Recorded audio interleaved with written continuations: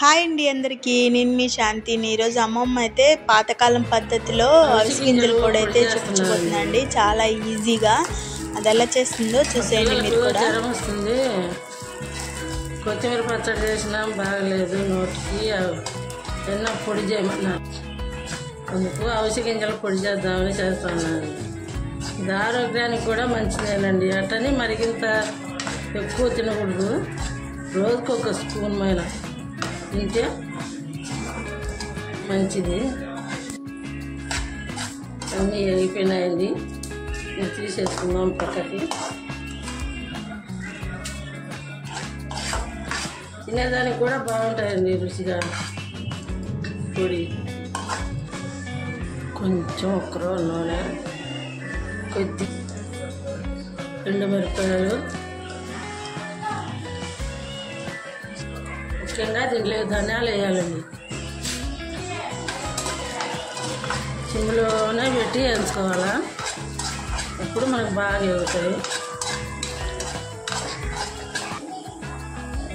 కరివేపాకు,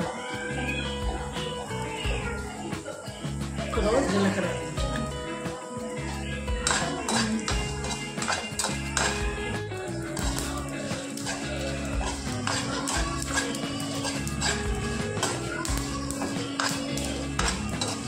ఏమన్నా నచ్చే పని అయితే లైక్ చేయండి ప్లీజ్.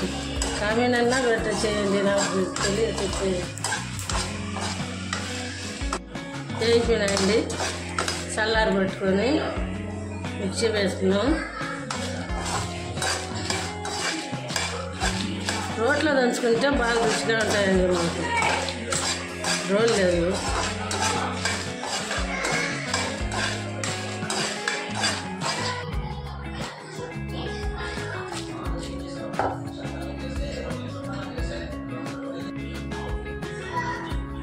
కొంచెం ఉప్పు ఇట్లా పడితే సరిపోతుందండి. ఇప్పుడు అవిసె గింజలు వేసుకుందాం.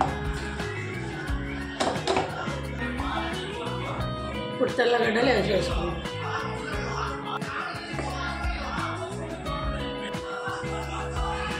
గిన్నెలో తీసి చూపిస్తానండి. వాసన గమాలించిపోతుంది. మీరు చేయండి. ఇదేనండి అవిసె గింజల పొడి. అన్నం లేక కానీ, ఇడ్లీ లేక కానీ, దోశలేకి కానీ నెయ్యి వేసుకొని తింటే చాలా రుచిగా ఉంటుందండి. ఆరోగ్యానికి కూడా మంచిదేను. ఇట్లాంటిది మీరు కూడా చేసుకోండి. లైక్ చేయండి, కామెంట్ పెట్టండి. చాలా ఈజీగా అవిసె గింజల పొడి అయితే చేసేసిందండి. చాలా టేస్ట్ బాగుంది. మీరు ట్రై చేయండి. మీకు ఈ వీడియో నచ్చితే సబ్స్క్రైబ్ చేసుకోండి.